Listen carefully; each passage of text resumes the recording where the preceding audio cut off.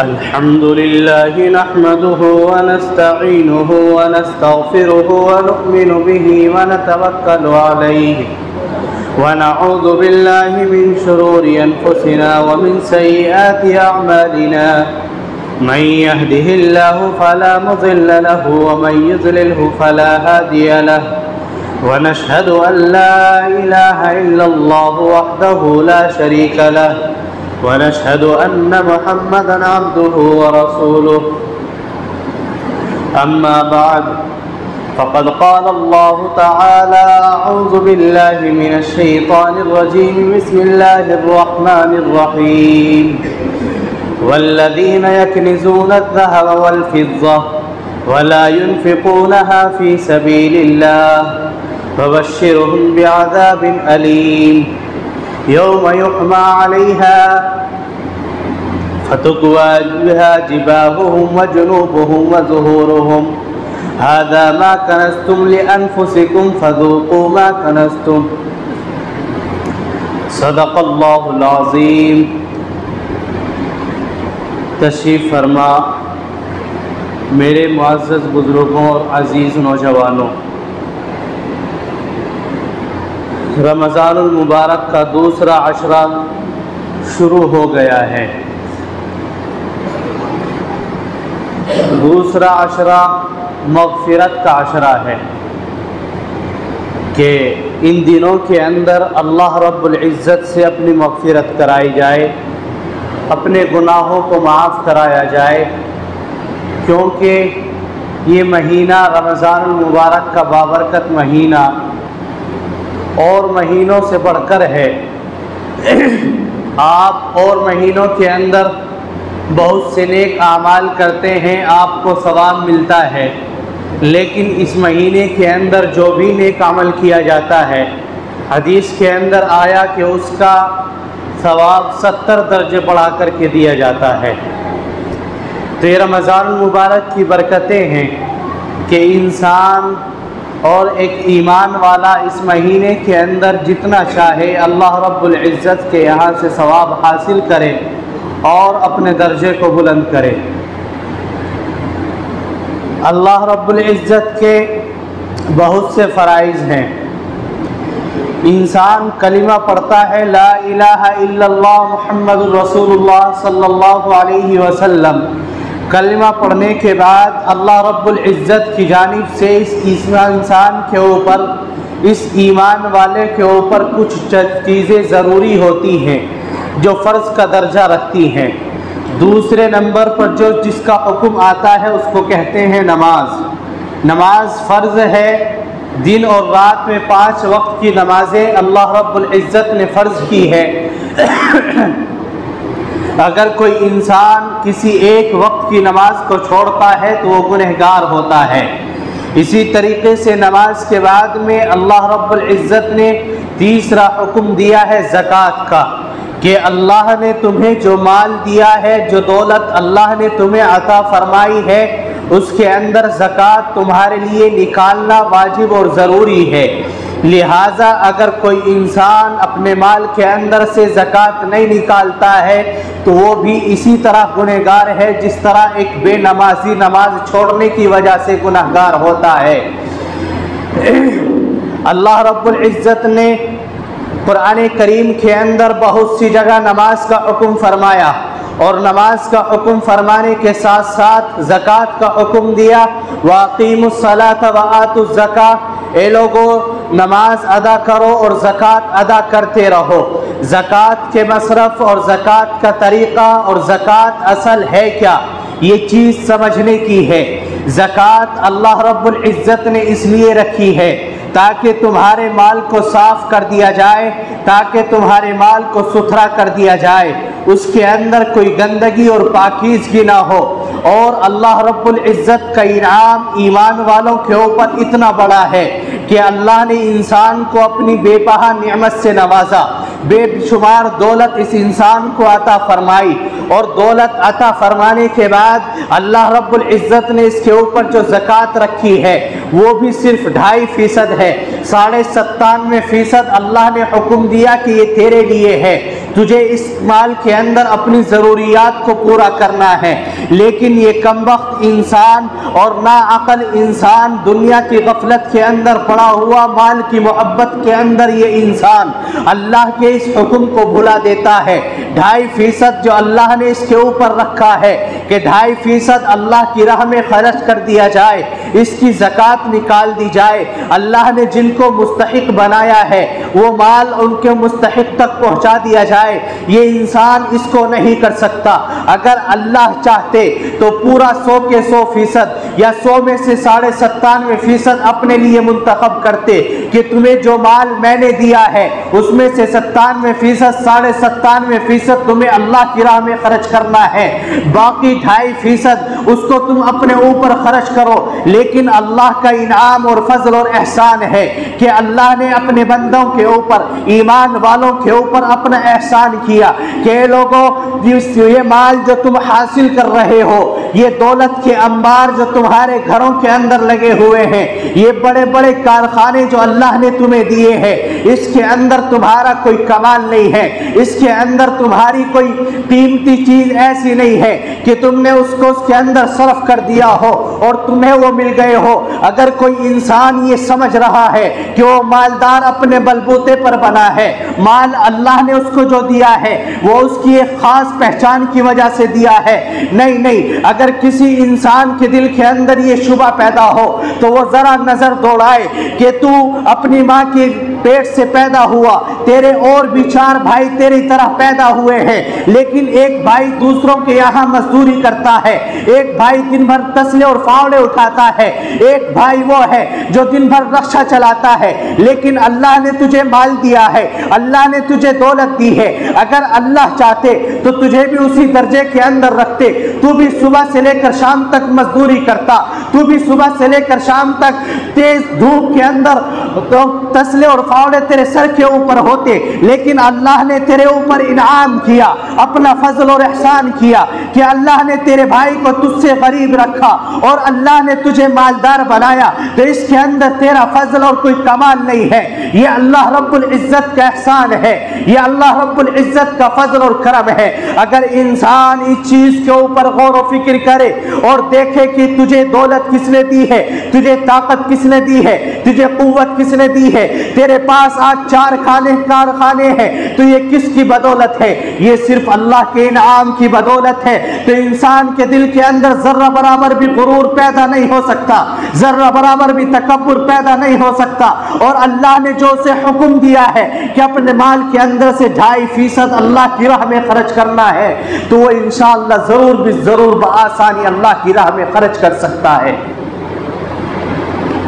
आज अल्लाह की राह में हम अगर अपना माल खर्च करते हैं, ज़कात अदा करते हैं, तो जानते हो उसके अंदर दुश्वारी क्यों पेश आती है, दिल के ऊपर गिरा क्यों गुजरता है, बोझ क्यों महसूस होता है? इसलिए कि हमने समझा कि ये माल हमने अपनी ताकत के बलबूते पर हासिल किया है, ये माल सिर्फ और सिर्फ हमारा है और ये माल हमेशा हमारे पास रहने वाला नहीं है। ए लोगों सुनो, कुरान करीम कहता है वल्लज़ीना यकनिज़ून अज़्ज़हब वल फिज़्ज़ा वला युनफ़िक़ूनहा फ़ी सबीलिल्लाह फ़बश्शिरहुम बिअज़ाबिन अलीम। ए लोगों, जिन्होंने सोना और चांदी को इकट्ठा किया, जिन्होंने माल और दौलत को हासिल किया और उसको हासिल करने के बाद, माल हासिल हो जाने के बाद, दौलत आ जाने के बाद, वला युनफ़िक़ूनहा फ़ी सबीलिल्लाह, उसको अल्लाह के रास्ते में खर्च नहीं किया है। अल्लाह ने जो उसको हुक्म दिया है, ज़कात का हुक्म दिया, उसने ज़कात अदा नहीं की। अल्लाह ने सदक़े का हुक्म दिया, उसने सदका अपने माल के अंदर से नहीं निकाला। तो सुनिए, कुरान करीम कहता है फ़बश्शिरहुम बिअज़ाबिन अलीम, उनको एक दर्दनाक अज़ाब की खुशखबरी सुना दीजिए। तमाम ईमान वालों का ईमान है इस बात के ऊपर कि अल्लाह ने जो दुनिया के अंदर एक एक नेमत दी है, कल क़यामत के मैदान में अल्लाह रब्बुल इज़्ज़त इन तमाम नेमतों के बारे में पूछेंगे और सवाल करेंगे, ए इंसान मैंने तुझे दौलत दी थी, ए इंसान मैंने तुझे ताकत से नवाजा था, ए इंसान मैंने तुझे फला मर्तबा अता किया था, बता तूने उसके साथ में क्या अंजाम किया, तूने उसको कैसे अल्लाह की राह में खर्च किया, तूने उसको कैसे अल्लाह की राह का मसरफ फैलाया। तो याद रखिए, अगर आज हमने इस दुनिया के अंदर मौके को गनीमत जानते हुए अपने माल के अंदर से ज़कात निकाली है, अल्लाह की राह में खर्च किया है, सदका हमने निकाला है, तो कल ये माल हमारे लिए बख्शिश का सामान होगा। लेकिन अगर आज हमने अपने माल के अंदर से ज़कात नहीं निकाली, अल्लाह की राह में खर्च नहीं किया, तो याद रखिए कुरान करीम आगे कहता है कि ये माल जो तुमने हासिल किया है, ये सोना जो तुमने हासिल किया है, ये चांदी जिसको तुम अपने पास में इकट्ठा करके रख रहे हो, कल इसको पिघलाया जाएगा, आग के ऊपर इसको पिघलाया जाएगा और पिघलाने के बाद इसको तुम्हारी पेशानियों के ऊपर, तुम्हारे पहलुओं के ऊपर और तुम्हारी पुष्ट के ऊपर दाग दिया जाएगा कि ये वो माल है जिसको तुमने अपनी दौलत के लिए, अपने आराम हासिल करने के लिए अल्लाह के हुक्म को ठुकरा कर, अल्लाह की नाफरमानी करके दुनिया के अंदर इकट्ठा करके रखा था। और ये कमाकल इंसान ऐसा है कि माल इकट्ठा करता है और गिन गिन करके रखता है, लेकिन इसका गिनने का कोई फायदा नहीं है। एक वक्त आता है, मौत इसको आ दबोच लेती है, माल इसका एक तरफ रखा हुआ है, वरसा इसके आते हैं, उस माल से फायदा उठाते हैं। इसने पूरी जिंदगी माल कमाया, इसने पूरी जिंदगी दौलत हासिल की, अपनी मेहनत को लगा दिया, दौड़ धूप उसके अंदर इतनी करी कि दिन देखता है ना रात देखता है, लेकिन जब मौत आती है ये माल इसके काम नहीं आता। अगर मौत के वक्त में काम आने वाली चीज है तो वो है अल्लाह की फरमाबरदारी, कि जब अल्लाह ने इसे माल दिया है उसी वक्त अल्लाह की राह के अंदर उसके अंदर से खर्च कर दिया जाए। तो अल्लाह फरमाते हैं कि अगर तुमने इस दुनिया के अंदर अपने माल को अल्लाह की राह में खर्च नहीं किया है तो एक खुशखबरी है दर्दनाक अजाब की। और दर्दनाक अजाब क्या है? आप इस दुनिया के अंदर मौजूद हैं और अगर कोई आपके ऊपर थोड़ा सा खौलता हुआ पानी, जिसको आप पीते भी हैं, गर्म पानी भी इंसान बसा औकात पीता है, खौलता हुआ पानी आपके चेहरे के ऊपर डाल दिया जाए तो आप समझ सकते हैं क्या हालत हो सकती है।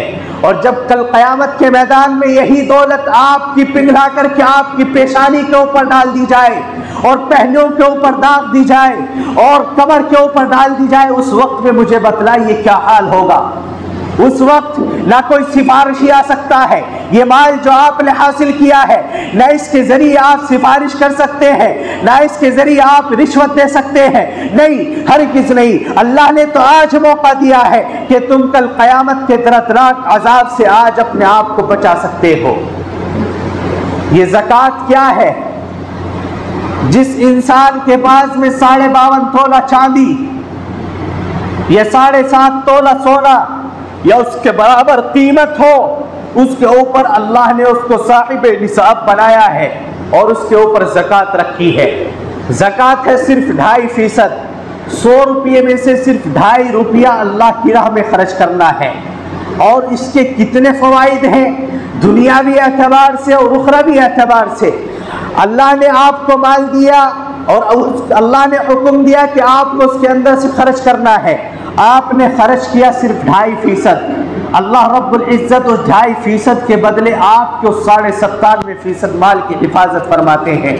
और आपने देखा, आप तजर्बा कर सकते हैं कि जो इंसान अपने माल की ज़कात अदा करता है उसके माल के अंदर कभी कमी पेशी नहीं होती। क्या आप समझते हैं एक चीज़ है जिसका नाम हम रखते हैं बरकत। कहते हैं कि मौलाना साहब की तनख्वाह में बहुत बरकत होती है। तो बरकत कैसे होती है? अल्लाह की मदद उसके अंदर शामिल हाल होती है। 8,000, 10,000, 15,000 रुपये उसके अंदर बरकत कैसे होती है? दुनिया वालों के एतबार से बरकत होती है, गिनती के एतबार से, कि अगर आपको 10,000 दिए जाए, आप उसको गिने वो 10 के 12 हो जाए तो ये बरकत है दुनिया वालों के एतबार से। लेकिन बरकत इस चीज़ का नाम नहीं है। बरकत इस चीज का नाम है। आपने सुबह से लेकर शाम तक मजदूरी की, 500 रुपये कमाए, आप अपने घर के अंदर आए, आप भी सही सालिम हैं, आपके बच्चे भी सही सालिम हैं, आपको किसी चीज की तंगी और दुश्वारी नहीं है। दूसरा, एक आदमी सुबह से लेकर शाम तक 1000 रुपये कमाता है, लेकिन शाम के वक्त में घर पहुंचता है, आवाज आती है कि बच्चे की तबीयत खराब है, डॉक्टर के यहाँ पर जाना है। बच्चे को डॉक्टर के यहाँ पर लेकर के गया, डॉक्टर की फीस 500 रुपये, कितना रुपये लाया था कमा करके? 1000, 500 रुपये डॉक्टर को दे दिए। डॉक्टर ने चेक करा, एक चेकअप लिख दिया 300 रुपये, 800 रुपये हो गए। दवाई लिख दी 400 रुपये, 1200 रुपये हो गए। ये है बेबरकती। तो बरकत जो होती है वो अल्लाह की जानिब से होती है कि ऐसा पैसा हम हासिल करें कि उस पैसे के अंदर अल्लाह की जानिब से बरकतें आए, यानी हर तरह की परेशानी, मुसीबत और इन तमाम दिखलावा, दुखी देने वाली चीज़ों से अल्लाह रब्बुल इज़्ज़त उसकी हिफाजत फरमा दे। इस चीज़ का नाम बरकत है। अगर कोई इंसान अपने माल के अंदर से ज़कात वक्त पर अदा करता है और 2.5% अपने माल के अंदर से निकाल देता है, तो अल्लाह रब्बुल इज़्ज़त उसके उस माल के अंदर भी बरकत अता फरमा देते हैं। बहुत सी नाकाहानी मुसीबतों से वो बच जाता है। आज हम अल्लाह की राह में देने से कतराते हैं, आज हम अल्लाह की राह में 1000, 2000, 5000 रुपये देने से कतराते हैं, लेकिन अगर कोई उसी वक्त दुनियावी परेशानी आ जाए और आपको कहा जाए कि 50 या 60 हजार रुपये अभी फौरन आपको अदा करने हैं, मैं कसम ब खुदा कह सकता हूँ कि वो इंसान जिसने अल्लाह की राह में देने से इनकार किया है, वही इंसान सिर्फ 1 घंटे के अंदर 60 हजार रुपये ला करके रख देगा। क्यों? इस वजह से कि अल्लाह का खौफ इसके दिल के अंदर नहीं है, दुनिया की रग़बत इसके दिल के अंदर है। अगर अल्लाह का खौफ इसके दिल के अंदर होता, अल्लाह की फर्मा बरदारी से इंसान के अंदर होती, तो उन 2000 के बदले अल्लाह रब्बुल इज़्ज़त इसके 60 हजार की हिफाजत फरमा सकते थे। लेकिन ये इंसान अपने लिए खुद कब्र खोदता है और फिर अपने ऊपर एहसास करता है, लेकिन बाद में कफ़े अफसोस बनने से कुछ हासिल नहीं होता। बाद में इंसान सोचता है कि अगर शुरू में तू ऐसा कर लेता तो ऐसा हो जाता, ऐसा कर लेता तब ऐसा होता, ऐसा किया नहीं है इसलिए ऐसा हो रहा है। इसलिए अल्लाह की जानिब से हुक्म है कि आप ज़कात जिस तरह से भी हो ज़कात निकालें। ज़कात के मसाइल जो आपको मालूम नहीं है, आप आकर के मालूम कर सकते हैं।